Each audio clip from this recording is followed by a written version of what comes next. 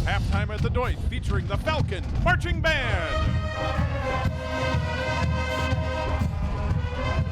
We're so excited today to have the 450 alumni band members back with us.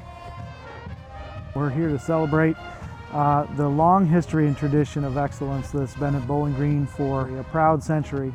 I've told our students that this year is a bridge year. They're bridging the gap between the last 100 years and then the next 100 years. And so we're celebrating what came before and looking forward to a great future with the band.